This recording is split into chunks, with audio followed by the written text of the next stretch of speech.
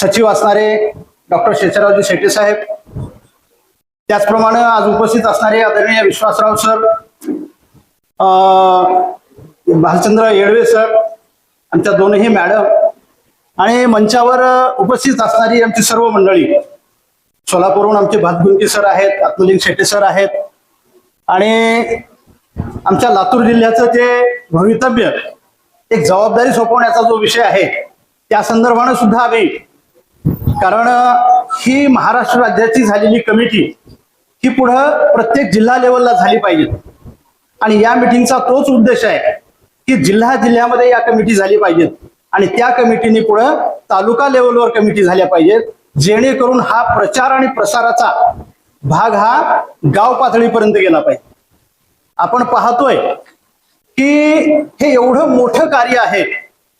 आपल्या लातूर पासून 90 किलोमीटर अंतरावर असणारं बसव कल्याण ही महात्मा बसवण्णांची कर्मभूमी आहे आणि लिंगायत धर्माची स्थापना भूमी आहे.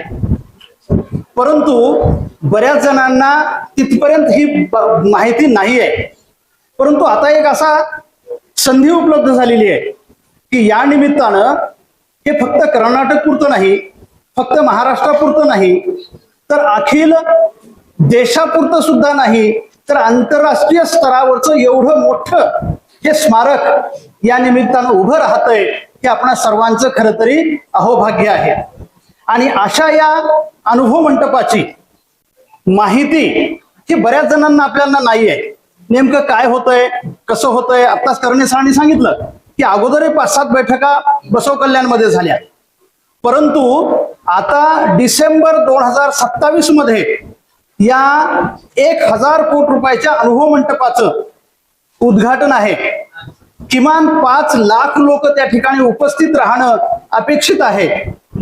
तर हे कशा प्रकारे लोकांपर्यंत जाणं गरजेचं आहे या संदर्भानं आम्ही महाराष्ट्र कमिटीनं असा निर्णय घेतला की जेवढ्या काही बैठका होतील त्या बैठकामध्ये सातत्यानं नवनवीन लोक बैठकीला येत राहतील आणि येणाऱ्या नवनवीन लोकांना हा अनुभव मंटप, हे बसव भारत उत्सव, ही बसव कल्याण क्षेत्र समिती काय आहे याची किमान माहिती ही लोकांपर्यंत गेली पाहिजे. कारण बैठकीला येणाऱ्या माणसांना जर कळलं तरच हे खाली चर्चा करतील ती, आणि म्हणून या विषयाचं आयोजन या ठिकाणी केलेलं आहे. तर 3 विषय आपण ऐकले. एक आहे अनुभव मंटप, दुसरा आहे बसव कल्याण क्षेत्र समिती आणि तिसरा आहे बसव भारत उत्सव. तर हा कशा पद्धतीनं आहे, लिंगायत धर्म संस्थापक महात्मा बसवण्णांनी अखिल मानव जातीसाठी 3 गोष्टी अत्यंत महत्वाच्या दिलेल्या आहेत. त्यामध्ये एक आहे इष्टलिंग, तो आपण सारेजण, तुम्ही, आम्ही आपल्या शरीरावर, आपल्या हृदयावर आपण धारण करतो. दुसरं आहे वचन साहित्य.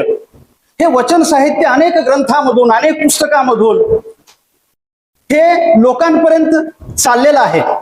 आता जर एक नवीन उपक्रम आदरणीय डॉक्टर साहेबांनी हातामध्ये घेतला की महाराष्ट्रामध्ये भजन परंपरा ही जबरदस्त आहे. लाखो लोक, करोडो लोक या माध्यमातून जुळलेले आहेत भक्ती संप्रदायाला. आणि पहिल्यांदा डॉक्टर अमरनाथ सोलपुरे साहेबांनी वचनावर आधारित नव्हे, वचनच भजन स्वरूपामध्ये लिहून तयार केले आणि त्यांनी ती गायन सुद्धा केले आणि किमान 10 भजन तयार झालेत. एवढी सुश्राव्य आहेत की ही नवी भजन परंपरा या पद्धतीने केली. तर अशा प्रकारच्या माध्यमातून हे वचन साहित्य लोकांपर्यंत आहे. परंतु अनुभव मंटप हा लोकांपर्यंत नाही. आजही बसव कल्याणचा अनुभव मंटप हा अतिक्रमित आहे.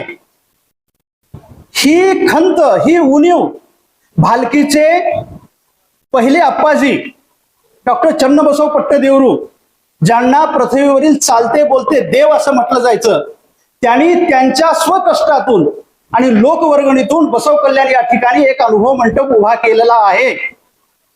परंतु लोकशाहीची जननी असणारा हा अनुभव मंडप भव्य प्रमाणामध्ये बसव कल्याण मध्ये उभा राहावा ही कर्नाटक शासनाची इच्छा आणि लोकांची मागणी लक्षात घेऊन 2022 मध्ये बसव कल्याणच्या भूमीवर या अनुभव मंडपाच्या कामाचं उद्घाटन झालं.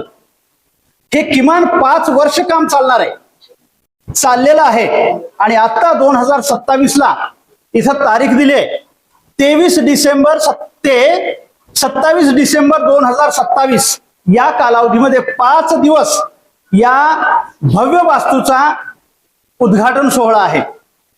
आता त्याचं एक आकर्षण सांगितलं करणे सरांनी की 1,96,000 लोक ऍट अ टाइम एका वेळेस इष्टलिंग पूजेला बसणार आहे.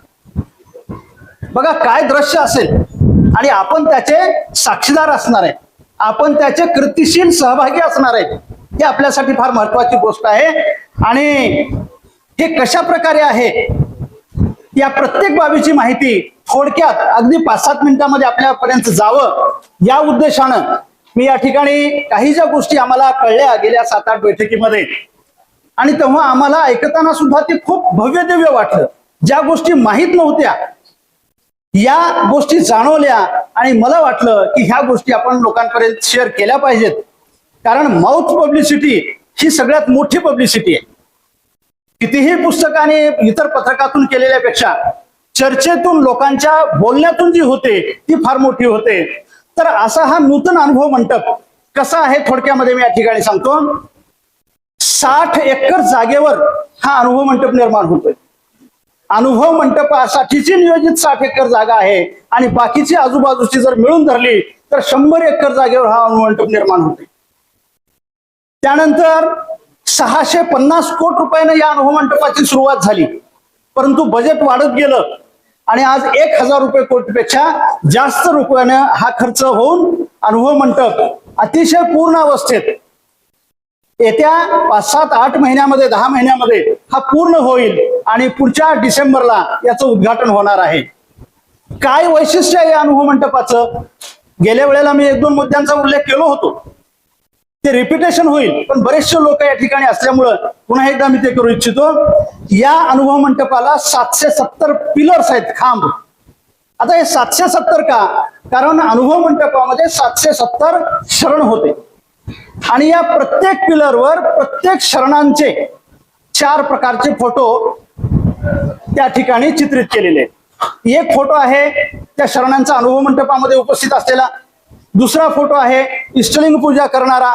कारण प्रत्येक शरण लिंगायत धर्माची मूळ संकल्पना, मूळ वैशिष्ट्य काय आहे तर ते इष्टलिंग धारणा आहे. प्रत्येक शरण इष्टलिंग धारण करायचे आणि पूजा करायचे. तर दुसरा फोटो तो आहे, कारण पिलरला 4 बाजू असतात. तर त्या, आणि तिसरा फोटो आहे ते शरण त्यांचं जे नियत कायक आहे ते कायक करतानाचा फोटो तिसरा आहे. आपल्याला माहित आहे वैशिष्ट्य असं आहे लिंगायत धर्माचं, लिंगायत ही एक जात किंवा एक पंथ वगैरे नाहीये. सगळ्या जाती धर्माचं एकत्रीकरण या लिंगायत धर्मामध्ये आहे. आणि म्हणून या लिंगायतामध्ये अनेक प्रकारच्या कायकावरून पडलेल्या जाती आहेत, आणि त्याचं प्रतिनिधित्व करणारी फोटो त्या ठिकाणी शरणांची आहे. तर अशा प्रकारे, आणि एवढंच नाही तर या डिजिटल पिलर मध्ये या शरणांची वचनं तिथं कोरलेली आहेत. नुसती कोरलेली नाहीत, तर ती तुम्हाला ऐकता येणार आहेत. ऐकता येणार आहे तर कोणत्या भाषेत येणार आहे तर 6 भाषेत ऐकायला येणार आहे. ज्या भाषेचा माणूस तिथं समोर जाऊन थांबेल त्या प्रकारची वचनं त्यांना ते ऐकेल. ते ऐकल्यानंतर खूप भव्य दिव्य किती मोठं नियोजन असेल बघा. पण हे सर्व तिथं आहे, आणि म्हणून तिथं जवळजवळ 200 खोल्या येतात, मोठमोठे हॉल आहेत. काय होणार आहे त्या हॉलमध्ये तर ते लिंगायत धर्म संस्काराचे हॉल आहेत. समजा मला वाटलं की माझ्या घरी एखादा वाढदिवसाचा कार्यक्रम आहे, तर त्या हॉलमध्ये जर आम्ही साजरा केला आमचे पाहुणे मंडळी नातेवाईक घेऊन, तर त्या शरणांच्या सानिध्यामध्ये तिथल्या कल्चर प्रमाणे फक्त साखरपुडा असेल, लग्न असेल, विवाह असेल, या माध्यमातून ते सगळं सादर होणार आहे. आणि त्यानंतर सगळ्यात महत्वाचं तिथं काय आहे तर जसं आपण अनेक योग करतो त्यावरून शरीराचे परिणाम तपासतो, विपश्यना करतो त्यावरून शरीराचे परिणाम तपासतो. 10 वर्षापासून आदरणीय सोलपुरे साहेब म्हणतात की इष्टलिंग पूजेचे परिणाम शरीरावर नक्की होतात, पण ते पुढे मोजले नव्हते, मोजण्याचे परिमाण नव्हते. परंतु आता मात्र या अनुभव मंडपामध्ये अशा प्रकारची संशोधित एक शाळा आहे, तिथं रूम्स आहेत की त्या ठिकाणी तुम्ही जाताना तुमचे सगळे शरीराचे परिमाण तपासले जातील. 15 मिनिट 20 मिनिट त्या गुहेमध्ये इष्टलिंग पूजा अवस्थेमध्ये तुम्ही बसायचं आहे आणि त्यानंतर तुमचे काय परिणाम बदल झालेत हे पाहण्याची सुद्धा व्यवस्था या अनुभव मंटपामध्ये अत्यंत उच्च कोटीचं तंत्रज्ञानामध्ये IIT खरगपूरचे लोक या ठिकाणी हे सगळं संशोधित करत आहेत आणि हे एवढं आपल्या जवळ होतंय.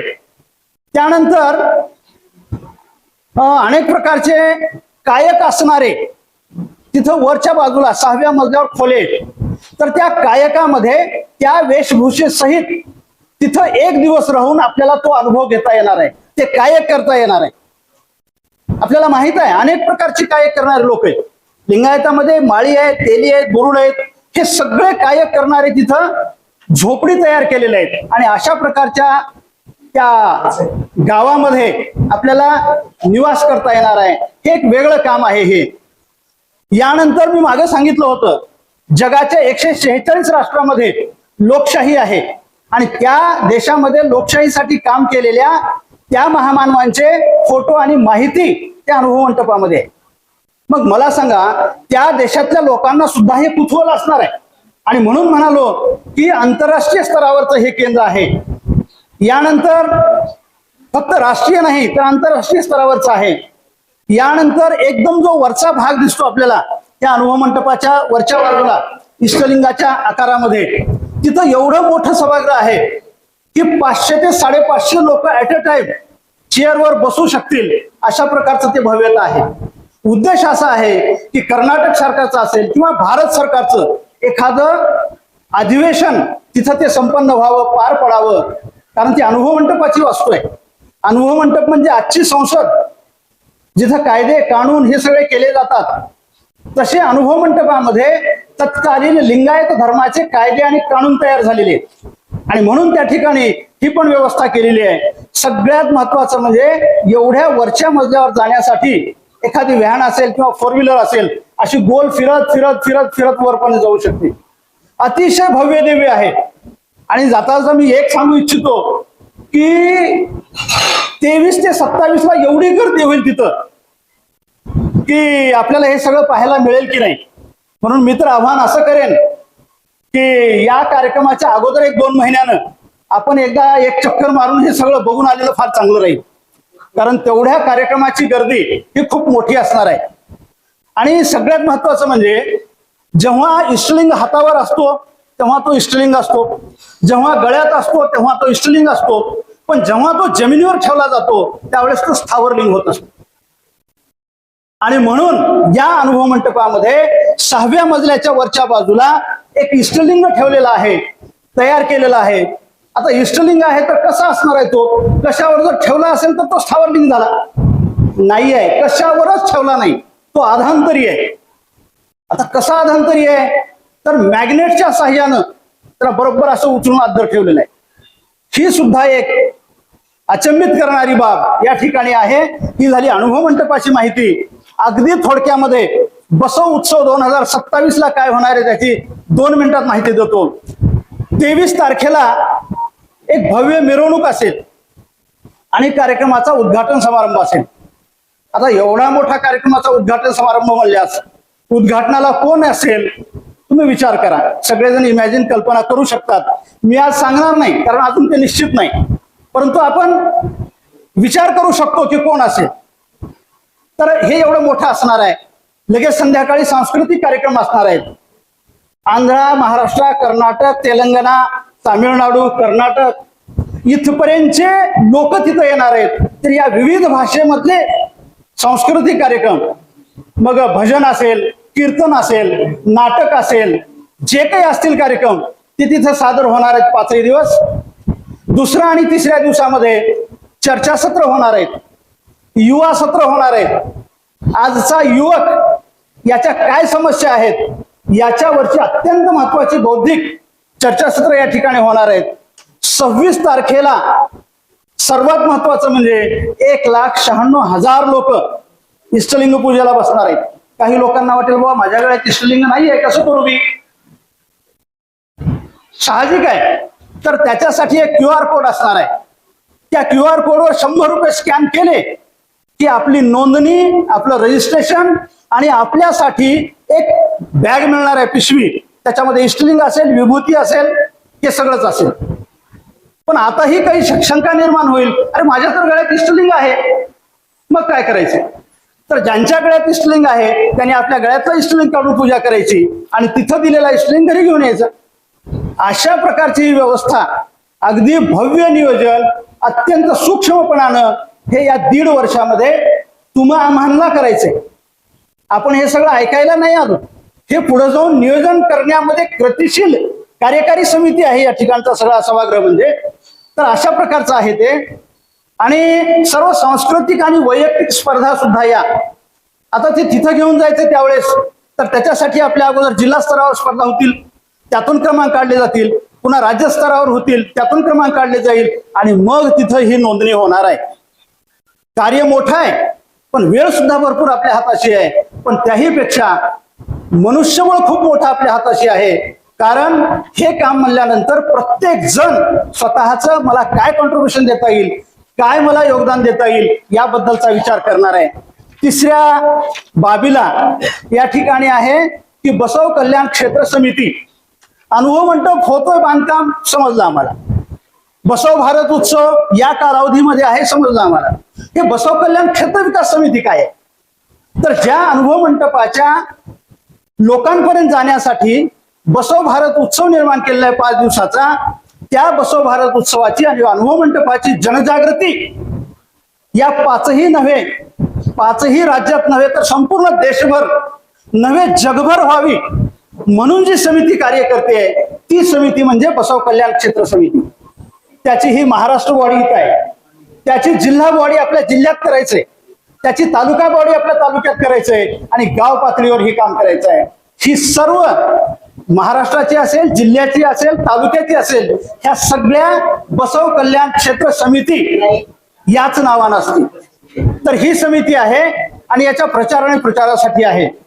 हिंदी, इंग्रजी, कन्नड मध्ये याची माहिती देणारे अशा प्रकारची मी देत असलेली माहिती अत्यंत त्रोटक आहे. तर ही माहिती देत असलेली 5 पुस्तकं येत्या महिनाभरामध्ये तयार होतील ती. आणि हे जसं आता ब्राउचर देण्याचा प्रयत्न केला आम्ही, तसे हे साहित्य सगळं आपल्यापर्यंत येणार आहे. एक 15 मिनिटाची शॉर्ट फिल्म येणार आहे आणि ती शॉर्ट फिल्म सुद्धा आपल्या सर्वांच्या मोबाईलच्या माध्यमातून, सोशल मीडियाच्या माध्यमातून हे येईल आणि त्यानंतर ही सर्व गाव पातळीपर्यंत जाईल. बसव कल्याण क्षेत्र समितीच्या केंद्रीय कार्यकारिणीचा एक आग्रह आहे आणि निरोप आहे तुम्हा आम्हा सर्वांसाठी. काय निरोप आहे की आपण तर हे देशभर, महाराष्ट्रभर, देशभर हे सगळं करू, पण आपले जर कोणी नातेवाईक म्हणा, मित्र म्हणा परदेशात असतील तर त्यांचे नंबर आणि संपर्क पत्ता आम्हाला द्या, आम्ही त्यांना संपर्क करू आणि त्या कार्यक्रमासाठी बोलावू. एवढ्यापर्यंत हे नियोजन आहे. आणि मग हे सगळं पार पाडण्यासाठी कमीत कमी आपल्याला महाराष्ट्रातून आमच्या महाराष्ट्र कमिटीचे अध्यक्ष पहिल्याच बैठकीत, कारण माणूस सुद्धा असा धडाडीचा असला पाहिजे, कामावर सुद्धा विश्वास असला पाहिजे, तर त्यांनी पहिल्या बैठकीत सांगितलं की महाराष्ट्रातून 1 लाख लोक या कल्याणच्या भूमीमध्ये आपण घेऊन जाणार आहे. तर हे 1 लाख लोक घेऊन जाण्यासाठी आपल्याला 1000 व्हॉलंटियर स्वयंसेवकाची गरज आहे, त्या ठिकाणी सोयी सुविधा आणि आपल्याच मंडळींची व्यवस्था करण्यासाठी. तर असे सुद्धा आपल्याला लोक निर्माण करायचे आहेत.